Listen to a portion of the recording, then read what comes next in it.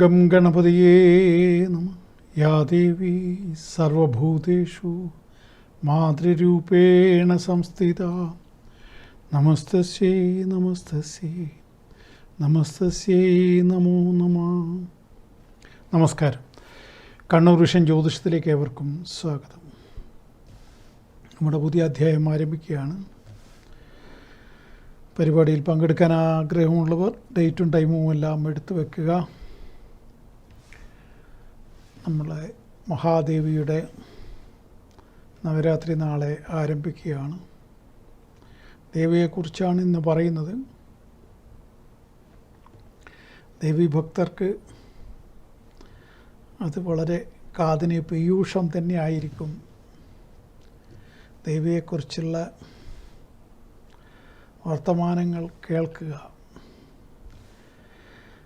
യദ്ദിനം ഹരിസല്ലാപ പീയൂഷ രസവർജിതം തദ്ദിനം ദുർദിനം നൈവ മേഘച്ഛന്നേന്യ ദുർദിനം എന്ന് സംസ്കൃതത്തിൽ പറയും. അതായത് ഹരിയുടെ വിഷ്ണുവിൻ്റെ നാമങ്ങൾ കേൾക്കുകയോ വിഷ്ണുവിനെ കൊണ്ട് പറയുകയോ ചെയ്തില്ലെങ്കിൽ ആ ദിവസമാണ് ദുർദിനം, അല്ലാതെ മേഘങ്ങൾ മൂടിയ ദിവസമല്ല ദുർദിനം എന്നാണ് ആ വരിയുടെ അർത്ഥം. അതേപോലെ ദേവിയെക്കുറിച്ച് പറയാതെ ദിവസം എന്നെ സംബന്ധിച്ചിടത്തോളം ദുർദിനമാണ്. ആരോടെങ്കിലും ഇവിടെ പറയാതെ എന്തായാലും ഞായറാഴ്ച അത് നടക്കുന്നുണ്ടാവും. അല്ലാതെ ദിവസങ്ങളിലും ആരോടെങ്കിലുമൊക്കെ ഇങ്ങനെ സംസാരിക്കുമ്പോൾ ദേവി കടന്നു വരും. അത് രക്തത്തിൽ അലിഞ്ഞ് ഉയർന്ന സംഭവമാണ്. 35 കൊല്ലമായിട്ട് അതങ്ങനെ പോകുന്നു. അതിനി വ്യത്യാസം വരാൻ സാധ്യതയില്ല. അത് കോൺക്രീറ്റ് ആയിപ്പോയി. ചിലരുടെ ഭക്തി താൽക്കാലികമായിരിക്കും, അല്ലെങ്കിൽ കാര്യസാധ്യത്തിനായിരിക്കും. അതേസമയം യഥാർത്ഥ ഭക്തനെ സംബന്ധിച്ചിടത്തോളം കാര്യസാധ്യം അവൻ്റെ അജണ്ടയേ അല്ല. അവനൊന്നും പിന്നെ വേറൊരു പ്രത്യേകത, അത്തരം ഭക്തന്മാരൊന്നും ആവശ്യപ്പെടേണ്ടതില്ല എന്നും പറയുന്നുണ്ട്. അതൊക്കെ നോക്കി ചെയ്തുകൊള്ളും. അതാണ് അതിൻ്റെ വേറൊരു പ്രത്യേകത. ഞാനൊക്കെ എന്തോന്നറിയില്ല, അങ്ങനെ ഇപ്പോൾ ഒന്നും പ്രത്യേകിച്ച് പറയാറൊന്നുമില്ല. കാര്യങ്ങളൊക്കെ അങ്ങ് നടന്നു പോകുന്നു. പിന്നെ നമ്മളെന്തിനാണിങ്ങനെ കാര്യങ്ങൾ നടക്കുക എന്നുള്ളതല്ലേ പ്രധാനം. ലോകം തന്നെ മാറി വരുന്നു. ഭക്തിക്ക് കൂടുതൽ പ്രാധാന്യം വരുന്ന കാലഘട്ടമാണ്. ഭക്തി മാർഗത്തിലേക്ക് പുതിയ ആളുകളൊക്കെ സഞ്ചരിക്കുന്ന കാലഘട്ടമാണ്. അതൊക്കെ നല്ലതാണ്. അത് എന്താണ്, ഈശ്വര ചിന്തയിതൊന്നേ മനുജന് ശാശ്വതമേ ഉലകിൽ. ഹരിശ്ചന്ദ്രനിൽ അത് ഹരിശ്ചന്ദ്ര എന്നുള്ള പടം വേറെയുണ്ട്. നമ്മളെ മലയാളത്തിലെ ഹരിശ്ചന്ദ്രനുണ്ട്. അത് ഈ ഹരിശ്ചന്ദ്ര എന്നുള്ള പടം ആദ്യം ഉണ്ടാക്കിയ ആളാണ് ദാദാ സാഹിബ്. പിന്നെ ഇപ്പം മോഹൻലാലിന് കിട്ടിയ ഫാൽക്കെ അവാർഡ്, ദാദാ സാഹിബ് ഫാൽക്കെ എന്നുള്ള മനുഷ്യൻ, ആ മനുഷ്യൻ്റെ പേരിലാണ് അവാർഡ്. അതിനെക്കുറിച്ച് പറയാം, ദേവിയെക്കുറിച്ച് പറയാം. ഒരു കോളുണ്ട്. ഹലോ. എവിടെ നിന്നാണ് വിളിക്കുന്നത്? പിണറായി. പറയൂ, ഡേറ്റ് പറയൂ. 9/3/1970.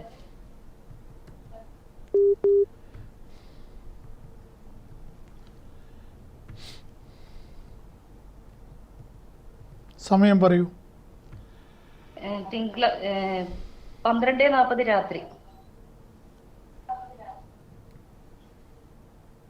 രേവതി നക്ഷത്രം.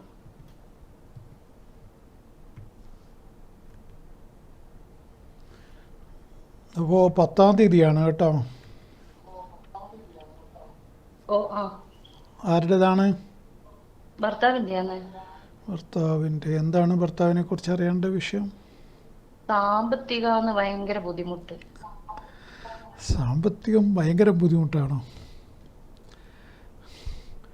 ഇപ്പം നടക്കുന്നത് ചൊവ്വാദശയാണ്. സാമ്പത്തിക ബുദ്ധിമുട്ട് എന്ന് പറഞ്ഞാൽ നന്ന ബുദ്ധിമുട്ടുണ്ടോ? അല്ല, മോള് പഠിക്കുന്നുണ്ട്, അപ്പൊ ഫീസ് അടഞ്ഞു പോണ്ടേ. അതാ ആ ഈ ഒരു പ്രശ്നമാണ് അല്ലേ?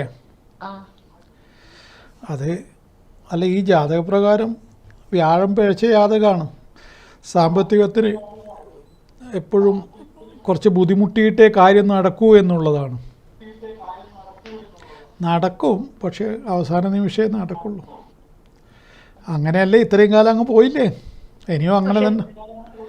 പക്ഷെ പ്രശ്നം ഒരു ഏട്ടനാന്ന്. ആ എന്താണ്?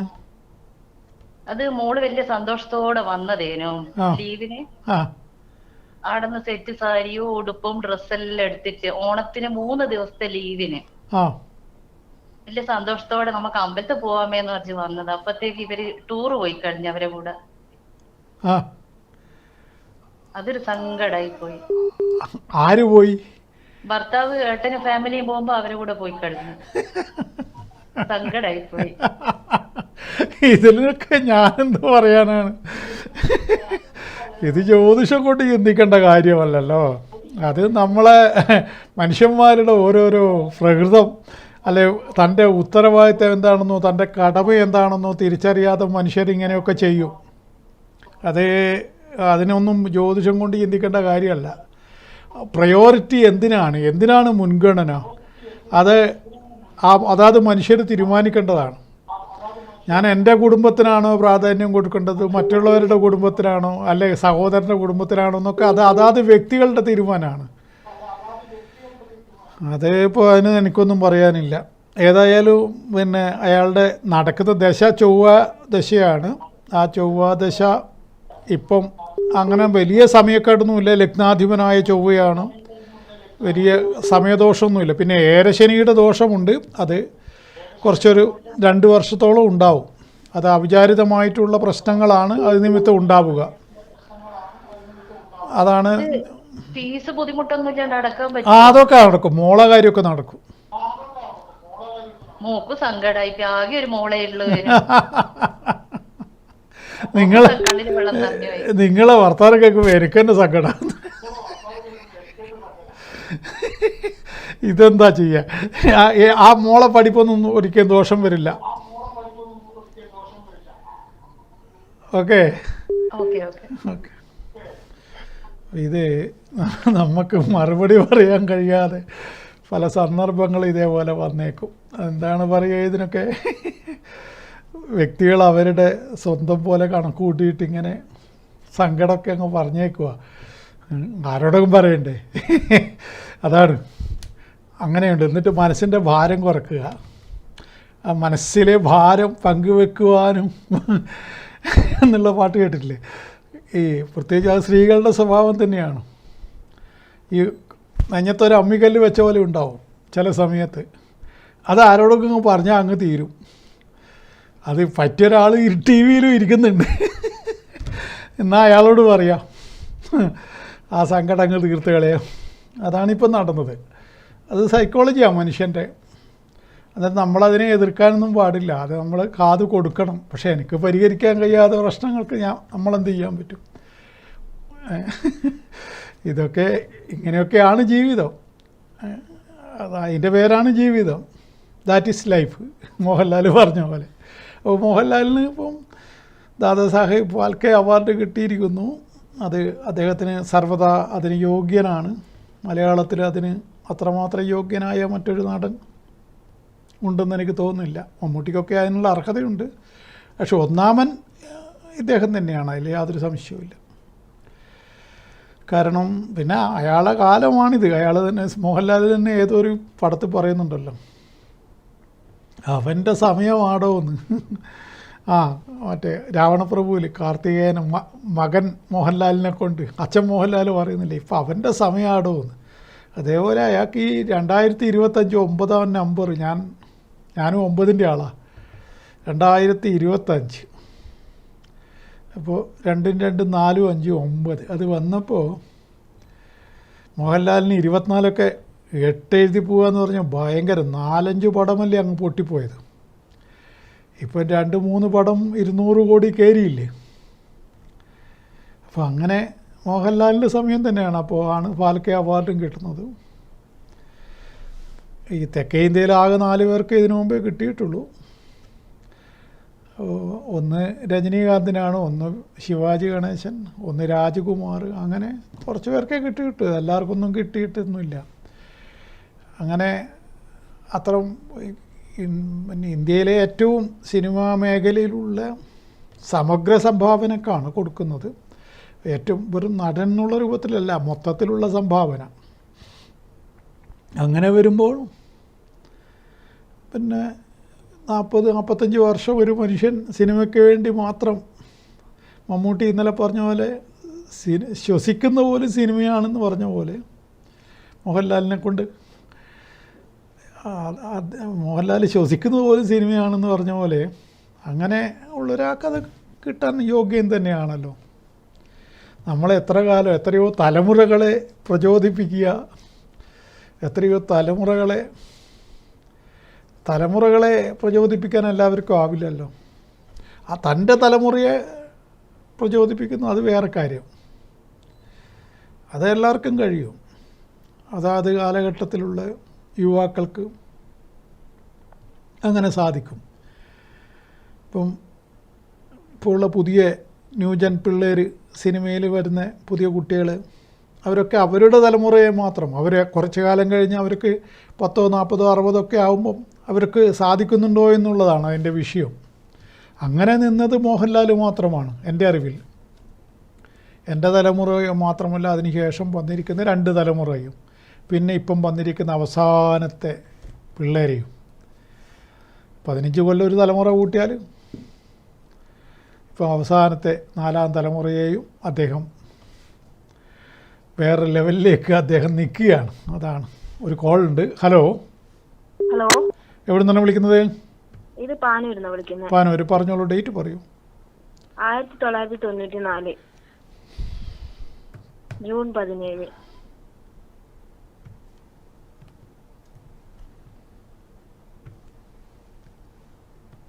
സമയം പറയൂ. സമയം ശുക്രവാരം അസ്തമിച്ച് 3 നാഴിക 5 വിനാഴിക. ശുക്രവാരം അസ്തമിച്ച്.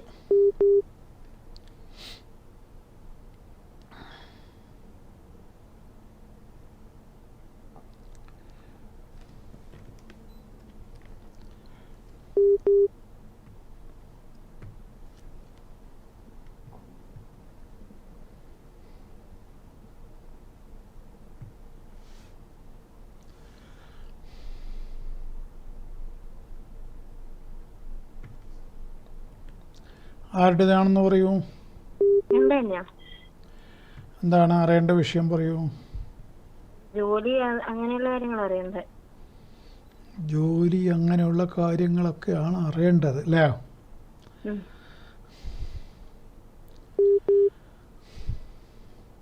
അത്തം നക്ഷത്രം.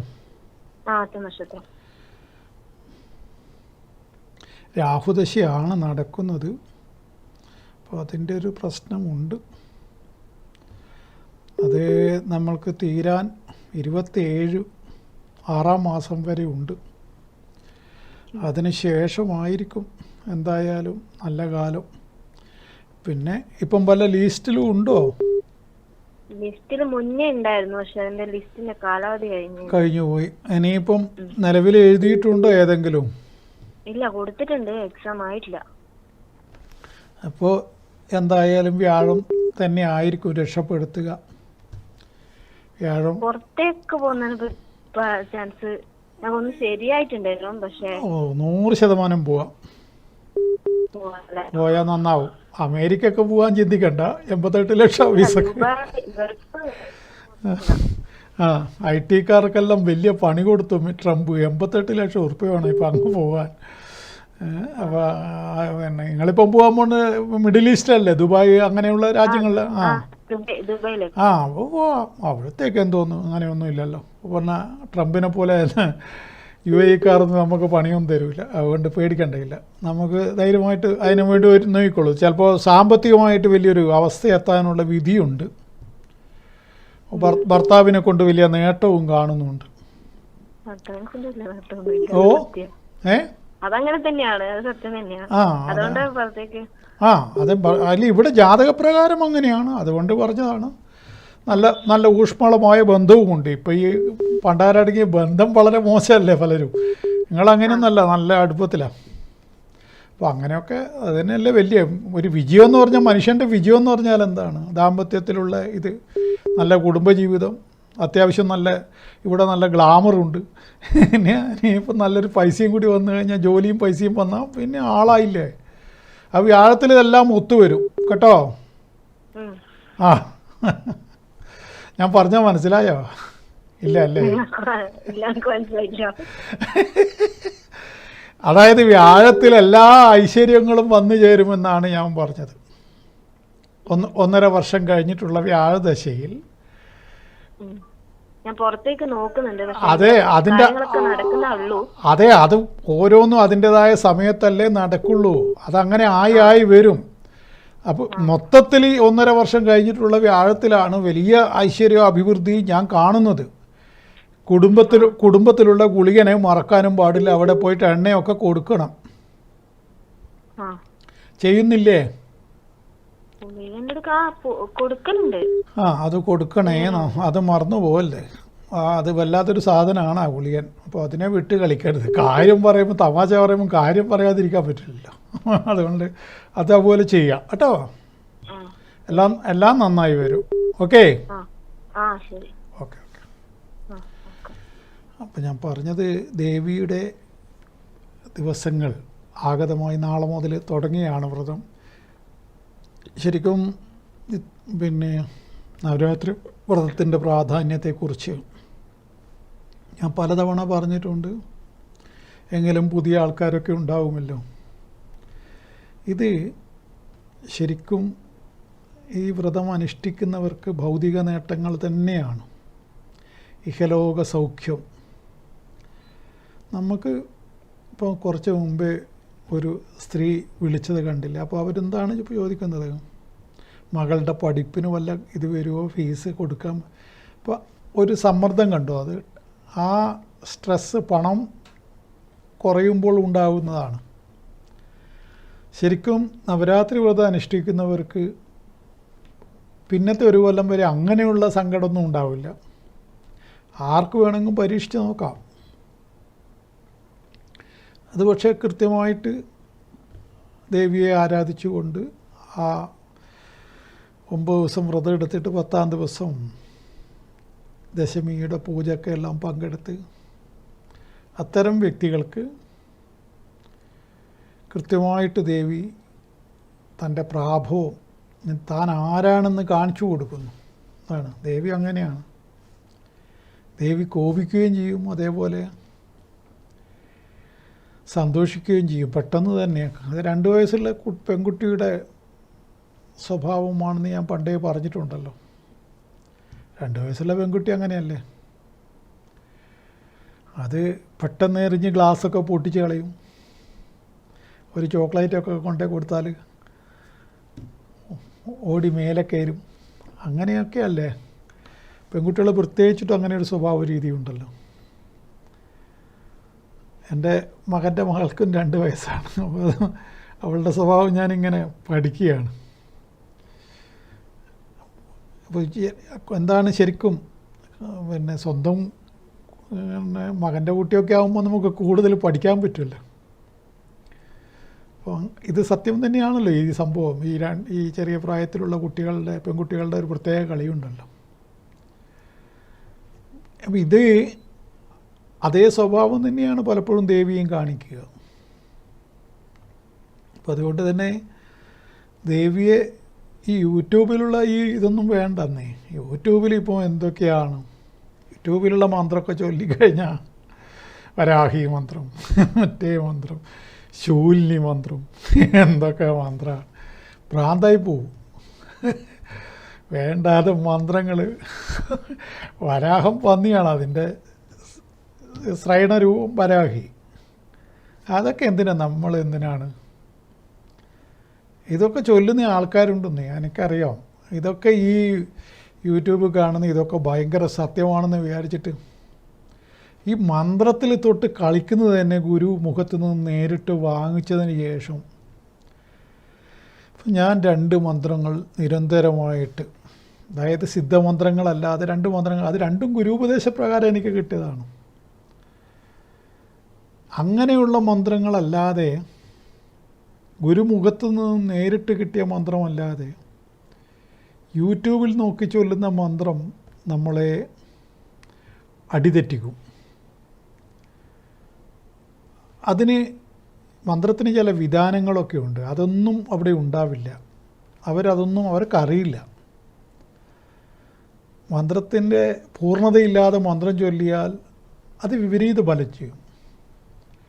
നമ്മളെപ്പോലെയുള്ള ലൗകിക ജീവികൾക്ക് പ്രത്യേകിച്ചിട്ടും സ്തോത്രമാണ് നല്ലത്. ലളിതാ സഹസ്രനാമ സ്തോത്രം, മഹാലക്ഷ്മി അഷ്ടക സ്തോത്രം, ഇങ്ങനെയുള്ള കനകധാരാ സ്തോത്രം, സ്തുതി, ഭഗവതിയെ സ്തുതിക്കുന്നു, അത് വിഷ്ണു സഹസ്രനാമ സ്തോത്രമുണ്ട്. അത് അത്തരത്തിലുള്ള ഏത് സ്തോത്രവും, നാരായണീയം അതും സ്തോത്രമാണ്. ഭാഗവതം ചൊല്ലിയിട്ടും അങ്ങനെയും പ്രീതിപ്പെടുത്താം വിഷ്ണുവിനെ. ഭഗവത്ഗീത ചൊല്ലിക്കൊണ്ട് അതിൽ പ്രത്യേക ചില അധ്യായങ്ങളുണ്ട്. ആ അധ്യായങ്ങൾ ചൊല്ലിക്കഴിഞ്ഞാൽ ഭഗവാനെ പ്രീതിപ്പെടുത്താം. ഇത്തരത്തിലുള്ള സ്തോത്രങ്ങളും പിന്നെ ഗുരുപദേശത്തിൽ രൂപത്തിൽ കിട്ടിയ മന്ത്രങ്ങളുണ്ടെങ്കിൽ ആർക്കും ചൊല്ലാം. അല്ലെങ്കിൽ സിദ്ധമന്ത്രങ്ങൾ ഓം നമോ നാരായണയ, ഓം നമ ശിവായ, ഓം ഗംഗണപതിയെ നമ, ഓം ഗും ഗുരുഭ്യോ നമ, ഓം ഭജത്ഭുവേ നമ, ഇതൊക്കെ സിദ്ധമന്ത്രങ്ങളിൽപ്പെടും. ഈ സിദ്ധമന്ത്രങ്ങൾ ജപിക്കുന്നതിനും വിരോധമില്ല. മറിച്ച് വരാഹി, ശൂലിനി, ഇതൊക്കെ ചൊല്ലിയിട്ട് പണിയാവരുത്. ഞാൻ ഇതിനെക്കുറിച്ച് മനസ്സിലാക്കിക്കൊണ്ട് തന്നെ ഓരോ ആൾ അതൊക്കെ പെട്ടിട്ട് തലയുടെ എന്താ പറയുക, കല്ലളയിൽ പോവാന്ന് പറയുന്നത് കേട്ടിട്ടില്ലേ? കല്ലളയിൽ പോവും. ഇതെവിടെയായി കല്ല് തലയിൽ വെച്ചിരിക്കുന്നതെന്ന് അറിയില്ല. എവിടെയോ ഒരു കല്ലുണ്ടെന്നാണ് പറയുന്നത്. അവൻ്റെ കല്ലളയിൽ പോയി എന്ന് പറയുന്നില്ലേ, അത് തന്നെ ആ സംഭവം തന്നെ ഞാൻ പറയുന്നത്. അപ്പോൾ അതുകൊണ്ട് ഇത്തരം വിഡ്ഢികൾ, അവർ വിഡ്ഢികളായിട്ടല്ല, അവർ വലിയ സമർത്ഥന്മാരാണ്. അവർക്ക് പൈസ ഉണ്ടാക്കണം. പൈസ ഉണ്ടാക്കാൻ നേരായ മാർഗത്തിലോ അധ്വാനിച്ചിട്ടോ പൈസ ഉണ്ടാക്കാൻ അവർക്ക് വയ്യ. ഇനി യൂട്യൂബിൽ തന്നെ അന്തസ്സായിട്ട് ഈ ബ്ലോഗർമാർ ഇഷ്ടം പോലെയുണ്ടല്ലോ. അവർ ഓരോരോ സംഗതി സ്ഥലത്തേക്കൊക്കെ പോയിട്ട് ഓരോരോ ഷൂട്ടൊക്കെ ചെയ്തിട്ട് ഈ ധാരാളമായിട്ട് പണം ഉണ്ടാക്കുന്ന, ഇപ്പം എന്തൊക്കെയോ അതിന് ഇത് വന്നിട്ടുണ്ട്. പണ്ടത്തെ പോലെ അങ്ങനെ കിട്ടുന്നില്ല എന്നാണ് കേട്ടത്. ഇനി എന്തായാലും കുറേ പേര് അങ്ങനെ പണക്കാരായിട്ടുണ്ട്. ഇനി ഫേസ്ബുക്കിൽ നിന്നും പണം വരുന്നവരുണ്ട്. പണം നേരായ മാർഗത്തിൽ ഉണ്ടാക്കാൻ നോക്കണം. മറിച്ച് വളഞ്ഞ വഴിയിൽ ഇവരൊന്നും മുഖം കാണിക്കാതെ കളിക്കുന്ന ആളുകൾ 99% ഫ്രോഡായിരിക്കും. അത് ആദ്യം മനസ്സിലാക്കണം. അവരവരുടെ മുഖം കാണിക്കുന്നില്ല. വേറൊരുത്തനുണ്ട് AI-യുടെ രൂപം കാണിക്കുന്നത്. അവൻ മുഖത്തോണ്ട് കാണിക്കുന്ന ഗോഷ്ഠി കണ്ടാൽ ഭ്രാന്തി കയറും. അവൻ ഏതോ ഒരു AI രൂപം കാണിച്ചിട്ടാണ് അവൻ്റെ കളി. AI-നെ കൊണ്ട് മനുഷ്യനെ ഉണ്ടാക്കാം. ഇപ്പോൾ അതിൻ്റെ ലോകമാണല്ലോ. ഇപ്പോൾ ഒന്നും വിശ്വസിക്കാൻ പറ്റാതെ തോമാസ് ലീഗ പറഞ്ഞ കണ്ടത് വിശ്വസിക്കുക എന്ന് പറയുന്ന അതുപോലും പറ്റാണ്ടായി.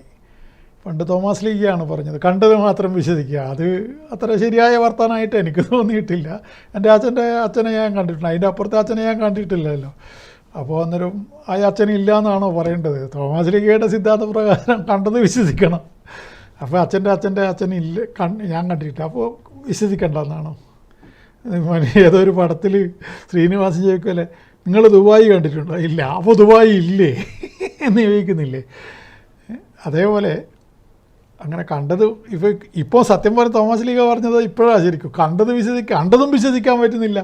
അതാണ് ഒരു കോളുണ്ട്. ഹലോ. ഹലോ, നമസ്കാരം. നമസ്കാരം. എവിടെ നിന്നാണ് വിളിക്കുന്നത്? ഞാൻ കണ്ണൂരിന്നാണ്. കണ്ണൂർ. പറയൂ, ഡേറ്റ് പറയൂ. 26/99.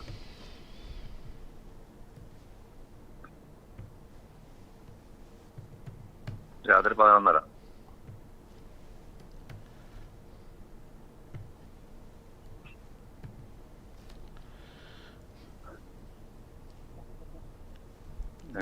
പൂരാടം. അതെ അതെ. എന്താണ് അറിയേണ്ട വിഷയം? അവന്റെ തൊഴിൽപരമായിട്ടുള്ള പ്രശ്നങ്ങളാണ്. അപ്പൊ ഭയങ്കര പ്രശ്നത്തിലാണ്. സമയം വളരെ മിസ്റ്റേക്ക് ആയിട്ട് കാണുന്നു. ഈ 15-ാം തീയതി കൊണ്ട് ചെറിയൊരു മാറ്റം വരുന്നുണ്ട്. 15 ഈ ഒക്ടോബർ 15 കൊണ്ട്. അതെ. ഇപ്പോൾ ആ കടുത്ത ദോഷങ്ങൾക്കൊരു മാറ്റം പ്രതീക്ഷിക്കാം. പൂർണ്ണമായിട്ടും ആന്നല്ല പറയുന്നത്, രാഹുദശയാണല്ലോ. ആ രാഹുദശ ആയതുകൊണ്ട് തന്നെ പൂർണ്ണമായിട്ടും ഒരു ഇത് വരില്ല, പലപ്പോഴും തടസ്സം വരും. പക്ഷേ വ്യാഴത്തിൻ്റെ അപഹാരം 10-ാം മാസം 15-ാം തീയതി തുടങ്ങുന്നുണ്ട്, ഒക്ടോബർ 15-ന്. അതിനുശേഷം ഒരു പരിവർത്തനത്തിന് സാധ്യത കാണുന്നു. അങ്ങനെയാണ്.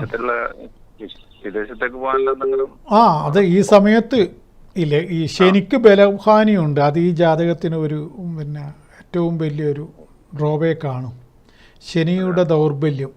അതിന് ശനിയെ ബലപ്പെടുത്തുന്നത് നല്ലതാണ്. അതിന് ഇന്ദ്രനീലമാണ് ധരിക്കേണ്ടത്. ശനിക്ക് ബലമില്ലാതായാൽ പലപ്പോഴും ലഗ്നാധിപനും കൂടിയല്ലേ, ലഗ്നാധിപനായ ശനി മേടൻ രാശിയിൽ നീചത്തിൽ നിൽക്കുകയാണ്. അപ്പോൾ അത് എപ്പോഴും ആ ശനിയുടെ ഒരു ദോഷം. ഈ ജൂപ്പിറ്ററിൻ്റെയും സാറ്റേണിൻ്റെയും പൊസിഷൻ, അതായത് വ്യാഴത്തിൻ്റെയും ശനിയുടെയും അവസ്ഥ ഒരു മനുഷ്യൻ്റെ ജീവിതത്തിൽ ഏറ്റവും പ്രധാനമാണ്. അപ്പോൾ അങ്ങനെ വരുമ്പോൾ വ്യാഴം ഇവിടെ 4-ാം ഭാവത്തിൽ നല്ല നിലയിൽ നിൽക്കുന്നുണ്ട്. പക്ഷേ ശനി വളരെ മോശമായിട്ട് നിൽക്കുന്നു, ഗുളികനോട് യോഗം ചെയ്തിട്ട്. അതാണ് ഇവൻ്റെ ജാതകത്തിൻ്റെ നല്ല കാലം ഇപ്പം വരുന്നുണ്ട്. പക്ഷെ അപ്പോഴും ഈ ഒരു ദോഷമുണ്ട്. അതിന് വേണ്ട കർമ്മങ്ങൾ ചെയ്ത് പരിഹരിക്കുന്നതാണ് നല്ലത്. അത് നിങ്ങൾക്ക് താല്പര്യമുണ്ടെങ്കിൽ എന്നെ ബന്ധപ്പെടാം. അങ്ങനെ ഇവിടെ കണ്ടുകൊണ്ട് തന്നെയാണ് പറയുന്നത്. ഇല്ലാത്തതൊന്നും പറയില്ല, അതിൻ്റെ ഒന്നും ആവശ്യം എനിക്കില്ല. ഞാനിത് കണ്ട കാര്യം തുറന്ന് പറയും. അത് പിന്നെ അതുകൊണ്ട് നിങ്ങൾക്ക് തന്നെ അറിയാമല്ലോ. അപ്പോൾ അതുകൊണ്ട് അപ്പോൾ അതുകൊണ്ട് പറഞ്ഞതാണ്. ഇത് ആ ദോഷം മാറ്റുന്നത് നല്ലതാണ്, പ്രത്യേകിച്ച് വിദേശത്തൊക്കെ പോകാൻ ആഗ്രഹമുണ്ടെങ്കിൽ. ഓക്കെ, ആലോചിച്ച് ചെയ്യൂ. ശരി. അപ്പം ഞാൻ പറഞ്ഞത്, അതുകൊണ്ട് ദേവിയെ ഈ കൃത്യമായ രൂപത്തിൽ എന്താണ് ഒരു മകൻ്റെ ഭാവത്തിൽ നിന്നുകൊണ്ട് തന്നെയാണ് അമ്മ എന്നുള്ള സങ്കല്പം തന്നെയാണ്. മറ്റുള്ള കൃഷ്ണനെ ഭർത്താവായിട്ടും കാമുകനായിട്ടൊക്കെ കാണാൻ പെൺകുട്ടിയൊക്കെ പറ്റും. നമുക്ക് ദേവി അങ്ങനെയൊന്നുമില്ല, ഒറ്റയൊരു സങ്കല്പം മാത്രമേ ഉള്ളൂ, അമ്മ. ആ അമ്മയെന്നുള്ള വിളി, കുഞ്ഞിന് പാല് വേണ്ടപ്പോൾ കുഞ്ഞൊന്ന് കരഞ്ഞാൽ അമ്മ ഉടനെ തന്നെ ഓടി അടുത്ത് വന്ന് കുഞ്ഞിന് മുല കൊടുക്കുന്നത് കാണാം. അത് സത്യം പറഞ്ഞാൽ അത് മനുഷ്യർ മാത്രമല്ല. ഇപ്പം എൻ്റെ വീട്ടിൽ പൂച്ച പ്രസവിച്ച് കിടക്കുകയാണ്. അവളും കുഞ്ഞുങ്ങളുടെ ഈ എന്തെങ്കിലും ചെറിയൊരു കരച്ചിൽ കേൾക്കുമ്പോൾ ഓടി വന്ന് ഇത് ചെയ്യുന്ന കാണാം. അപ്പം മനുഷ്യൻ മാത്രമല്ല, എല്ലാവരും എല്ലാ അമ്മമാരും അങ്ങനെ തന്നെയാണ്. മൃഗങ്ങളെ അമ്മമാരും അങ്ങനെ തന്നെയാണ്. മനുഷ്യരിൽ പിന്നെ കുറച്ച് കൂടുതലാണത്. അതും പറയാൻ പറ്റില്ല, എനിക്ക് കൂടുതലാണ് കുറവാണെന്നും പറയാൻ പറ്റില്ല. കാരണം പൂച്ചയും അത് തന്നെയാണ് ചെയ്യുന്നത്, പട്ടിയും അത് തന്നെയാണ് ചെയ്യുന്നത്. ഇതിപ്പോൾ എല്ലാ അമ്മമാരും അങ്ങനെ തന്നെ, പട്ടിയായാലും പൂച്ചയായാലും മനുഷ്യനായാലും. മനുഷ്യനെ മാത്രം പ്രത്യേകിച്ച് പ്രാധാന്യമൊന്നും കൊടുക്കണ്ട. അപ്പോൾ അതുകൊണ്ട് ഈ അമ്മാസങ്കല്പത്തിൽ നമ്മൾ ദേവിയെ വിളിച്ചു കഴിഞ്ഞാൽ, ഇപ്പോൾ ദേവിയെ കഴിയുന്നിടത്തോളം എങ്ങനെയാണ് ഉപചാരങ്ങൾ, അത് പിന്നെ ഉപഹാരങ്ങൾ സമർപ്പിച്ചുകൊണ്ട് ഉപചാരങ്ങൾ അനുഷ്ഠിക്കുക. അത് രണ്ട് മൂന്ന് തരത്തിലുണ്ടത്. ഉപഹാരങ്ങളും വെക്കണം ദേവിക്ക്. ഈ കുട്ടിയുടെ എന്താ പറയുക, നമ്മൾ മറ്റൊരു തലത്തിൽ കാണുമ്പോൾ അവിടെ ഈ ചോദ്യമൊന്നുമില്ല. ഈ ദേവിക്ക് എന്തിനാണ് ഫുഡ് കൊടുക്കുന്നത്, നൈവേദ്യം എന്തിനാണ് അർപ്പിക്കുന്നത്. ഇന്ന് നാരായണ ഗുരുവിൻ്റെ സമാധി ദിനമാണ്. അപ്പോൾ ഗുരു പറഞ്ഞിരിക്കുന്നത് കണ്ണില്ലാതെ കാണും, ചെവിയില്ലാതെ കേൾക്കും, വായില്ലാതെ തിന്നും. നമ്മൾ എന്തിനാണെന്ന് മറ്റു കൂടുതൽ കാര്യങ്ങളൊക്കെ നമ്മളെ ഈ ചെറിയ ജീവിതമല്ലേ, എന്തോ ഒരു 10-9 വയസ്സ്, അത് ശരാശരി വയസ്സ് 72, ശരി. ഇനി ചില ആൾക്കാർക്ക് നീട്ടിക്കിട്ടുന്നു 90, 95 ചില ആൾക്കാർക്ക് നീട്ടിക്കെട്ടുന്നു. ചില ആൾ 32 തട്ടിപ്പോകുന്നു. എത്ര പേരാണ് ഇപ്പം തട്ടിപ്പോകുന്നത്? ശരാശരി 72 എന്ന് സർക്കാർ കണക്ക്. ഈ തുച്ഛമായ അതിൽ തന്നെ കുറേ കാലം ഉറങ്ങിയിട്ടൊക്കെ തീർന്ന് അങ്ങനെ പോകും, കുറേ കാലം പയ്യനായിട്ട് അങ്ങനെ പോകും. പിന്നെ ഇത് ചെറിയൊരു കാലഘട്ടം, അതിലെത്രത്തോളം മനുഷ്യനെ ദ്രോഹിക്കാൻ പറ്റുമോ എന്ന് വിചാരിച്ചിട്ട് നടക്കുന്ന ആൾക്കാർ വേറെ. എത്രത്തോളം ആ ചുരുങ്ങിയ പീരീഡിൽ എത്രയാൾക്ക് പാര വെക്കണം എന്ന് വിചാരിച്ച് നടക്കുന്ന കുറേ മനുഷ്യന്മാർ. അവരെ ജന്മവും കൊണ്ട് അവർ പോട്ടെ. ബാക്കിയുള്ള മനുഷ്യന്മാരുടെ കാര്യമാണ് പറയുന്നത്. അത് ഇരിക്കാലി മൃഗങ്ങൾ, അത് അവർ മാറിപ്പോട്ടെ. അപ്പോൾ മനുഷ്യർ ആ മനുഷ്യജന്മം കിട്ടിക്കഴിഞ്ഞാൽ നമ്മൾ ഈ അധികം ആലോചിച്ച് തലമുണ്ടാക്കൊന്നും വേണ്ട. ഇതുപോലെ നാരായണ ഗുരുവിനെ പോലത്തെ ആൾക്കാർ പറഞ്ഞ വർത്തമാനം കേട്ടിട്ട് അത് പ്രകാരം ചെയ്താൽ മതി.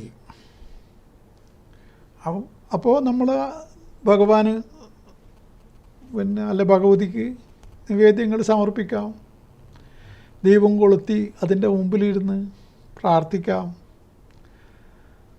അതിൻ്റെ അവസാന ദിവസങ്ങളിൽ വേണ്ട രൂപത്തിലുള്ള കാര്യങ്ങൾ വേറെ ചെയ്യാനുള്ളത് ഞാൻ പിന്നീട് പറയാം. പിന്നെ ദേവീക്ഷേത്ര ദർശനം നടത്താം. ഇനി അതിനൊന്നും സൗകര്യം ഇപ്പം നമ്മളെ ഭവനത്തിലൊന്നും അതിനുള്ള സൗകര്യങ്ങളൊന്നും ഇല്ലാത്തവർക്ക്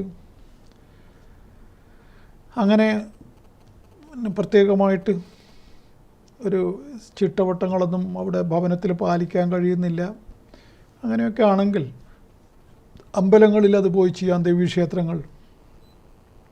ദേവീക്ഷേത്രങ്ങളാകെ കൂടുതൽ ഉണർവുള്ള കാലഘട്ടമാണ്. മൂകാംബികയിലേക്കൊക്കെ ഞാനൊക്കെ യാത്ര തുടങ്ങാനായിപ്പോയി. ഇപ്പം അത്തരം ക്ഷേത്രങ്ങളിൽ എല്ലാ ക്ഷേത്രങ്ങളിലും എല്ലാവർക്കും എത്തിച്ചേരാനൊന്നും ആവില്ല. നമുക്ക് ഇഷ്ടപ്പെട്ട നമ്മളെ വീട്ടിൻ്റെ അടുത്തുള്ള ദേവീക്ഷേത്രം ഏതാണെന്ന് മനസ്സിലാക്കി അവിടെ എല്ലാ സ്ഥലത്തും ഒരേപോലെ അല്ല പവർ, അത് ശ്രദ്ധിക്കണം. അപ്പോൾ പവറുള്ള സ്ഥലത്തേക്ക് തന്നെ നമ്മൾ പോകാൻ ശ്രദ്ധിക്കണം. അത് കർമ്മങ്ങളുടെ ഭാഗമായിട്ട് വരുന്നതാണ്. പിന്നെ ചില സ്ഥലത്തിൻ്റെ ചൈതന്യവും മുണ്ടിയാമ്പറമ്പിലും മാമാനിയും എന്നൊക്കെ അതിൽ പെട്ടതാണ്. അപ്പം അങ്ങനെയുള്ള ദേവീക്ഷേത്രങ്ങൾ പ്രത്യേകം ശ്രദ്ധിച്ചിട്ട് അത്തരം ക്ഷേത്രങ്ങളിലേക്ക് പോകാം. ഒരു കോളുണ്ട്. ഹലോ. നമസ്കാരം സാർ. നമസ്കാരം, പറഞ്ഞോളൂ. എവിടുന്നാണ് വിളിക്കുന്നത്? കണ്ണൂരിൽ നിന്നാണ് വിളിക്കുന്നത്. കണ്ണൂർ. പറയൂ, ഡേറ്റ് പറയൂ. 1/6/2008.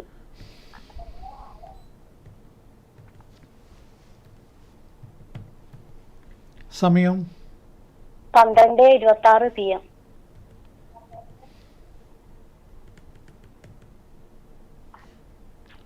ആരുടേതാണെന്നും പറയൂ. മോളത് അറിയാൻ വേണ്ടിയിട്ടാണ്. ഇപ്പം +2 പഠിക്കുന്ന.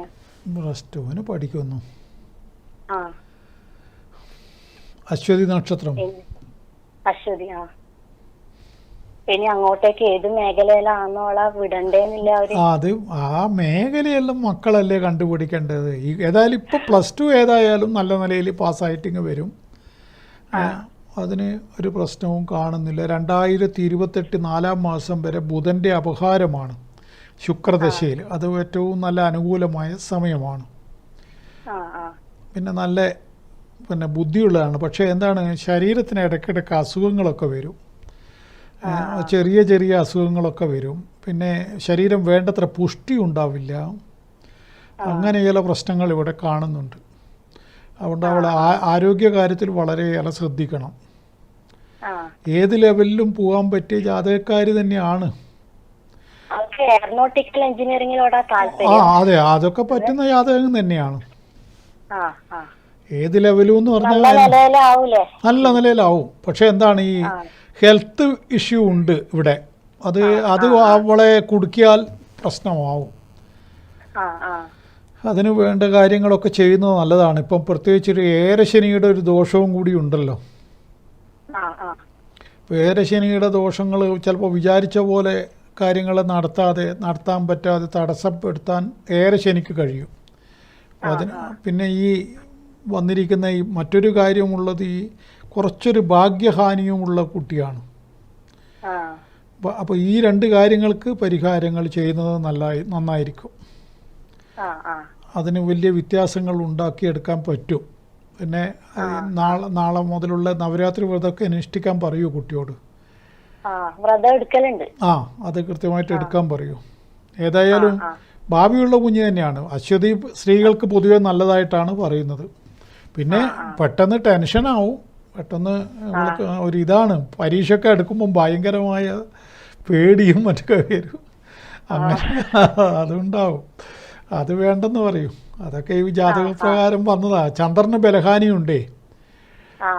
ചന്ദ്രന് ബലഹാനി വന്നു കഴിഞ്ഞാൽ മനസ്സിനെപ്പോഴും ചെറിയ കാര്യങ്ങൾക്ക് അനാവശ്യമായ ടെൻഷൻ വരിക. ആരെങ്കിലും എന്തെങ്കിലും ടീച്ചേഴ്സെല്ലാം എന്തെങ്കിലും പറഞ്ഞു കഴിഞ്ഞാൽ ഉടനെ സ്ട്രെസ്സായി പോവുക, അത് ഫ്രസ്ട്രേഷനായിട്ട് മാറുക, അങ്ങനെ പലതും ഉണ്ട് അവൾക്ക്.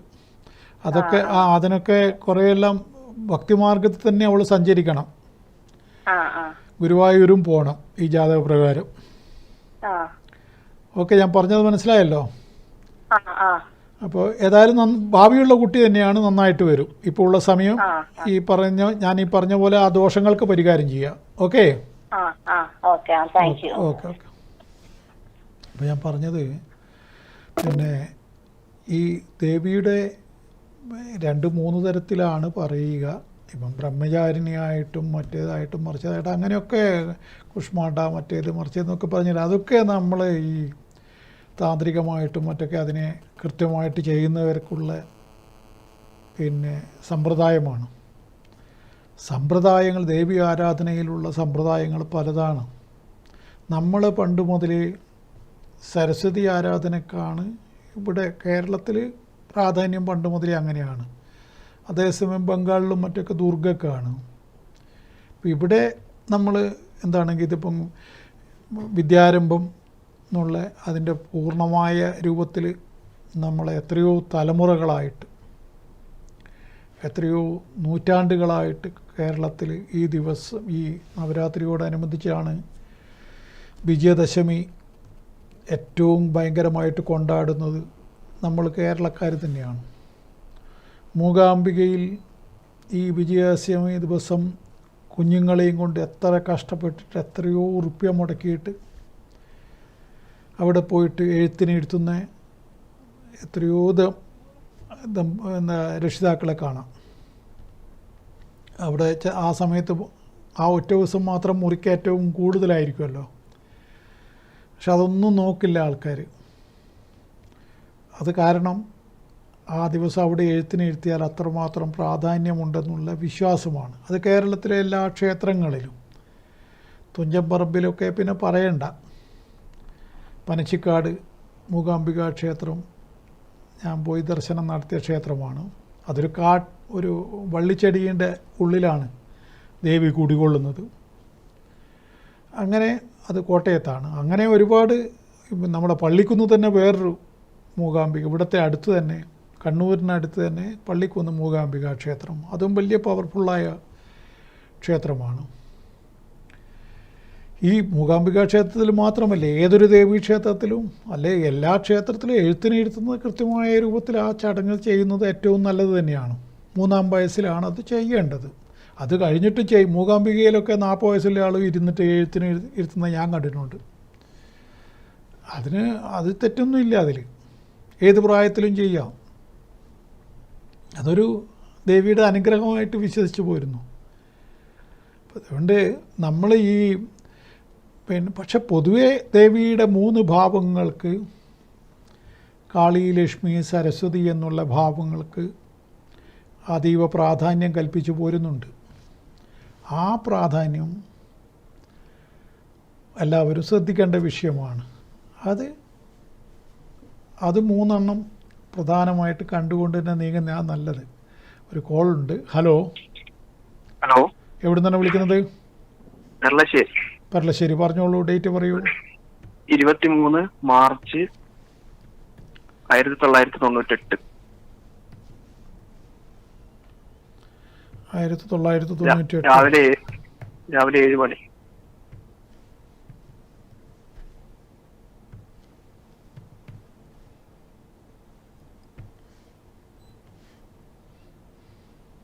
ഉത്രാടം. അതെ. നിങ്ങളെ തന്നെയാണോ? അനുജന്റെയാണ്. അനുജൻ്റെ. അനുജനിപ്പം രാഹുദശയിൽ ശനിയുടെ അപഹാരം നടക്കുകയാണ്. ഒരു 8 മാസമായി. കുറച്ച് മോശ സമയമാണിത്. ഇയാളിപ്പോൾ എവിടെയാണ് ഉള്ളത്? നാട്ടിൽ തന്നെ ജോലി ചെയ്യുന്നുണ്ട്. വാഹനമൊക്കെ ഉപയോഗിക്കുന്നുണ്ടോ? വാഹനത്തിന്റെ പണി തന്നെ എടുക്കുന്നത്. അപ്പോൾ വാഹനം ഏത് എങ്ങനെ പിന്നെ ഓട്ടോമാറ്റിക് ഇതാണ് മൊബൈൽ പഠിച്ചത്. ശരി. അപ്പോൾ വാഹനം സ്വന്തമായിട്ട് ഉപയോഗിക്കുമ്പോൾ വളരെ ശ്രദ്ധിക്കാൻ പറയണം. ഡെയിലി ഉപയോഗിക്കുന്നതാ. അതെ. അതിപ്പോൾ കണ്ണൂരായിരിക്കും അല്ലേ ദിവസം പോകുന്നുണ്ടാവുക? അതെ. തോട്ടട ഭാഗത്ത് അല്ലേ? ആ ഭാഗത്ത് കൂടി തന്നെ. അപ്പോൾ അതുകൊണ്ട് അല്ല പിന്നെ അതിപ്പോൾ ജോലി സംബന്ധമായിട്ട് അത് ഉപയോഗിക്കാതിരിക്കാനും പറ്റില്ല. പക്ഷെ അത് വളരെ കരുതലോടുകൂടി നീങ്ങേണ്ട സമയമാണ്. ഇനി 2 കൊല്ലം 1 മാസമുണ്ട് ആ സമയദോഷം. രാഹുദശയിൽ ശനിയുടെ അപഹാരം. അതിനെന്താ ചെയ്യേണ്ടത്? അത് പരിഹാരം ചെയ്യണമെങ്കിൽ നേരിട്ട് ബന്ധപ്പെടാം എന്നെ. അത് അയാൾക്ക് അങ്ങനെയുള്ള വിശ്വാസമൊക്കെ ഉണ്ടോ? ഉണ്ടെങ്കിൽ എന്നെ വന്ന് കാണാൻ പറയൂ. അത് വേണ്ടത് ചെയ്തു കൊടുക്കും. പക്ഷേ പരിഹാരം എന്ന് പറഞ്ഞാൽ എന്താ പറയുക, പിന്നെ മഴയത്ത് കുട പിടിക്കുന്ന പോലെ മാത്രമേ ഉള്ളൂ. അത് മനസ്സിലാക്കണം. മഴ കുറച്ചൊരു ശമനം അത്രമാത്രം. പൂർണ്ണമായിട്ടും ഏത് പരിഹാരം ചെയ്താലും കാലദോഷം മാറുമൊന്നുമില്ല. അപ്പോൾ കുറച്ചൊന്ന് കുട ചൂടിക്കഴിഞ്ഞാൽ ഒരുവിധം മഴയൊക്കെ അങ്ങോട്ട് തെറിപ്പിച്ച് മുമ്പോട്ട് പോകാൻ പറ്റുമല്ലോ, കുട കയ്യിലുണ്ടെങ്കിൽ. അതാണ് പരിഹാരം. അത്ര മാത്രമേ നമ്മൾ ഉദ്ദേശിക്കുന്നുള്ളൂ. അപ്പോൾ ഒപ്പം അതിനെ മന്ത്രമൊക്കെ പറഞ്ഞു കൊടുത്തിട്ട്, ഞാനൊക്കെ എല്ലാം ചെയ്യിക്കുമല്ലോ, പിന്നെ ദൈവികമായിട്ടെല്ലാം പറഞ്ഞു കൊടുത്തിട്ട് അയാളെ കൂടുതൽ ഇതാക്കും. പിന്നെ ഇയാളെ ഹെൽത്ത് സംബന്ധമായിട്ടും ചില പ്രശ്നങ്ങൾ ഇയാൾക്ക് വന്നേക്കാം. പിന്നെ ഹെൽത്ത് സംബന്ധമായിട്ട് ഇവിടെ ദോഷങ്ങളുണ്ട്. അത് ഷോൾഡർ അത് പലതും ഉണ്ട്. അത് എന്താണെന്നൊക്കെ പറയാൻ ഇപ്പം അങ്ങനെ. പിന്നെ പെട്ടെന്ന് ഇതായി പോവുക, എന്താണ്, ഒരു സരകാലബോധം മറന്ന പോലെ പെരുമാറ്റമൊക്കെ വന്നാളിയും. ചില സമയത്ത് അയാളുടെ പ്രകൃതത്തിന് മാറ്റം വരും. അത് എന്താണ് അയാൾ ചെയ്യുക പറയുക എന്നൊന്നും പറയാൻ പറ്റില്ല ആ സമയത്ത്. അങ്ങനെയൊക്കെ ഉണ്ടാവും. അപ്പോൾ അത് ഇതൊക്കെ ജാതകത്തിലുള്ളതാണ്. അത് പിന്നെ മാത്രമല്ല, ഈ ഷോൾഡറിന്റെ ഇപ്പം കൂടുതൽ പ്രശ്നം അയാൾക്ക് അനുഭവപ്പെടുന്നുണ്ടോ? അയാൾ പറയുന്നുണ്ടോ? അത് കുറെ കാലമായി. അത് ഇടക്കിടക്ക് ഇങ്ങനെ ഇളകി വീഴും ഷോൾഡർ. അത് ഷോൾഡർ ഇളകിയിട്ടാണോ അത് വൈറ്റമിൻ ഡിയുടെ കുറവ് കൊണ്ടും വരും, യൂറിക് ആസിഡിന്റെ പ്രശ്നം കൊണ്ടും വരും. ഷോൾഡർ പണ്ടേ ഇളകിയതാ. ഇളകിയത് ഇപ്രായത്തിലൊന്നും അത് വരാനുള്ള സാധ്യതയില്ല. സാധാരണഗതിയിൽ ഇങ്ങനെ 2 കാരണങ്ങളും കൂടി ഷോൾഡറിന് വേദന അനുഭവിക്കുന്നവർ പൊതുവെ ചെയ്യേണ്ട ഈ 2 ടെസ്റ്റ് നടത്തിയിട്ട് ഡോക്ടർമാരുമായിട്ട് കൺസൾട്ട് ചെയ്തിട്ട്, ഈ അനാവശ്യമായിട്ട് ഈ ജോയിൻറ്റിന് പെയിൻ അനുഭവപ്പെടുന്നുണ്ടെങ്കിൽ ഇത് 2ൻ്റെയും കുറവ് കൊണ്ടായിരിക്കുമെന്നാണ് പറയുന്നത്. അപ്പോൾ അത് പക്ഷേ നിങ്ങളുടെ ഈ അനിയനെ സംബന്ധിച്ചിടത്തോളം അതിൻ്റെ സാധ്യതയില്ലല്ലോ. കാരണം 27 വയസ്സുള്ള പയ്യൻ എന്ത് വരാനാണ്? അങ്ങനെയുള്ള സംഭവമൊന്നും 99% ഉണ്ടാവില്ല. അപ്പോൾ പിന്നെ ഈ പറഞ്ഞതുപോലെ ഇളകിപ്പോയതുമാണല്ലോ, നിങ്ങൾക്കറിയാലോ. അപ്പോൾ ഈ ഇളകിപ്പോയ ഷോൾഡർ അത് ഇനിയും വീണ്ടും ഇളകിക്കഴിഞ്ഞാൽ വലിയ പ്രശ്നങ്ങൾ വരും. അയാളുടെ ജോലിക്ക് പോലും അത് തടസ്സമുണ്ടാക്കുന്നൊരു ഘട്ടം വന്നേക്കാം. അതാണ് അയാളുടെ കാര്യത്തിൽ ശ്രദ്ധ വേണം, അയാൾ തന്നെ ശ്രദ്ധിക്കണം എന്ന് പറയുന്നത്. അതുകൊണ്ടാണ് ഞാൻ പറയുന്നത് വളരെ ഗൗരവത്തിൽ തന്നെ കണക്കിലെടുക്കണം. കാരണം അതുകൊണ്ട് തന്നെ അയാൾ ഒരു കാരണവശാലും റിസ്ക് എടുത്തിട്ടുള്ള വണ്ടി ഓടിക്കൽ, 2 വീലറിന്റെ ഉപയോഗം പാടില്ല. ഡ്യൂക്കൊന്നുമല്ലല്ലോ, സാധാരണ ബൈക്കല്ലേ. അത് മാറ്റിയിട്ട് മറ്റേലേക്ക് പോകാൻ പറയൂ. ഒന്നും വേണ്ട, നമ്മൾ ഈ സ്കൂട്ടി മതിയെന്നാണ് എൻ്റെ അഭിപ്രായം. അതാവുമ്പം വലിയ കളിയൊന്നും കളിക്കില്ലല്ലോ. വളരെ ഒരു ഒതുങ്ങിപ്പോയിക്കോട്ടെ, അതാണ് നല്ലതെന്ന് എൻ്റെ അഭിപ്രായം. കാരണം ഏതെങ്കിലും തരത്തിൽ സ്കിഡായിട്ട് ഇപ്പോൾ തന്നെ ഇളകിക്കിടക്കുന്ന ഈ ഷോൾഡർ രണ്ടാമതൊന്നുകൂടി വന്നു കഴിഞ്ഞാൽ ആകെ പ്രശ്നത്തിലാവും. അതാണ് സത്യമായിട്ടും. അത്രമാത്രം ജാതകത്തിൽ ദോഷങ്ങളുണ്ട്, അത്രമാത്രം സമയദോഷവുമുണ്ട്. അതിനെ വെറുതെ ഇങ്ങനെ പറഞ്ഞിട്ട് ഞാൻ വെറുതെ ഭയപ്പെടുത്തുന്നതല്ല, എന്നെ വിശ്വസിക്കണം. ഞാൻ അങ്ങനെ ഒന്നും പറയുന്ന ആളല്ല. എനിക്കതൊന്നും, ഞാൻ ദേവിയെ പൂജിക്കുന്ന ആളാണ്. എനിക്ക് അങ്ങനെ ഒന്നും കളവൊന്നും പറയാൻ പാടില്ല. ഞാൻ അതുകൊണ്ട് ഈ കാര്യം പ്രത്യേകം നിങ്ങൾ മനസ്സിലാക്കുക. എന്നിട്ട് ഒന്ന് താല്പര്യമുണ്ടെങ്കിൽ അവനോട് എന്നെ വിളിക്കാനും ബന്ധപ്പെടാനും പറയുക. ഓക്കെ ഓക്കെ ഓക്കെ ശരി. അപ്പോൾ ഞാൻ പറഞ്ഞത്, ദേവിയുടെ നാളെ മുതലുള്ള വ്രതം കൃത്യമായിട്ട് അനുഷ്ഠിക്കുക. അതിൻ്റെ പൂർണ്ണമായ വിധിയിൽ ഉപവാസങ്ങൾ ഒക്കെ അനുഷ്ഠിച്ച് ചെയ്യുന്നവരുണ്ട്. അവർക്ക് പ്രാക്ടിക്കലല്ല. 9 ദിവസമൊക്കെ പട്ടിണി കിടക്കുക എന്ന് പറഞ്ഞാൽ ഫാസ്റ്റിങ് നടക്കില്ല. പിന്നെ പച്ചക്കറി മാത്രം കഴിച്ചുകൊണ്ട് അങ്ങനെ ഒരു വിധിയുണ്ട്. പിന്നെ ഒന്നുള്ളത് ഒരു നേരം ഭക്ഷണം കഴിച്ചുകൊണ്ട്, അരിയാഹാരം കഴിച്ചുകൊണ്ട്, അങ്ങനെ ഒരു വിധിയാണ്. ഈ പകലുറക്കം ഒഴിവാക്കണം. എരിവ്, പുളി, ലഹരി വസ്തുക്കൾ അത് പൂർണ്ണമായിട്ടും വർജ്യമാണ്. സൂര്യോദയത്തിന് മുമ്പ് എഴുന്നേൽക്കണമെന്ന് വിധിയുണ്ട്. ഈ കാര്യങ്ങളൊക്കെ നമുക്കൊരു സാധാരണ മനുഷ്യൻ എന്നുള്ള രൂപത്തിൽ ശ്രദ്ധിക്കാൻ പറ്റുള്ളൂ. ഇതിലപ്പുറത്തേക്ക് കൊണ്ടുപോകാൻ പറ്റില്ല. പിന്നെ നല്ല ഹെൽത്തുള്ള മനുഷ്യർക്ക് ഈ പഴങ്ങൾ മാത്രം കഴിച്ചുകൊണ്ടുള്ള അത് പരീക്ഷിച്ച് നോക്കാവുന്നതാണ്. പൂർണ്ണ ഹെൽത്തുള്ള ഈ ഷുഗർ രോഗിയൊന്നും അതിനൊന്നും മെനക്കെടരുത്. അതുകൊണ്ട് ഷുഗർ രോഗികളൊന്നും എൻ്റെ വർത്തമാനം കേട്ടിട്ട് വെറുതെ പിന്നെ അയാൾ ഇന്ദുലാൽ TV എന്ന് പറഞ്ഞത് കേട്ടതാപ്പോൾ ആൾ വടിയായി പോയി എന്ന് പറയുന്ന കേൾക്കാൻ വയ്യ. ഷുഗർ താണിട്ട് ചത്തുപോകും. അപ്പോൾ അതുകൊണ്ട് അതിനൊന്നും നിൽക്കരുത്. നമ്മൾ അവരവരുടെ ആരോഗ്യം നോക്കിയിട്ട് അതിന് കണക്കായിട്ട് കളിക്കുക. പിന്നെ ദേവീക്ഷേത്ര ദർശനം നടത്തുക, ദേവീ സ്തോത്രങ്ങൾ ജപിക്കുക. അത്തരം ഒന്നും അറിയില്ലെങ്കിൽ സർവമംഗളമംഗല്യെന്നോ അല്ലെങ്കിൽ അമ്മേ നാരായണമെന്നോ എന്താണെന്ന് വെച്ചാൽ അവനവരെ കൊണ്ടാകുന്ന പോലെ ചെയ്യാം. അതൊക്കെ ചെയ്തിട്ട് ദേവിയുടെ അനുഗ്രഹം മേടിച്ചെടുക്കുക. തീർച്ചയായിട്ടും ഞാൻ കാലാകാലം പറയുന്ന കാര്യമാണ്, അതിൻ്റെ ഫലവും ഉണ്ടാവും. ഇന്നത്തെ നമ്മുടെ സമയം ഇവിടെ തീരുകയാണ്. ജ്യോതിഷപരമായ കാര്യങ്ങൾ മനസ്സിലാക്കാനും പരിഹാരങ്ങൾ ചെയ്യേണ്ടവർക്കും, അതേപോലെ പിന്നെ നേരിട്ട് വരണമെങ്കിൽ ബുക്ക് ചെയ്തിട്ട്, സമയം മുൻകൂട്ടി ബുക്ക് ചെയ്തിട്ട് മാത്രമേ വരാൻ പാടുള്ളൂ. അല്ലാത്തവർക്ക് ഓൺലൈനായിട്ട് അറിയേണ്ടവർക്ക് ഡേറ്റും ടൈമും വാട്സാപ്പ് വഴി അയച്ച്, ഗൂഗിൾ പേ വഴി ദക്ഷിണ അയച്ചുകൊണ്ട് അറിയാം.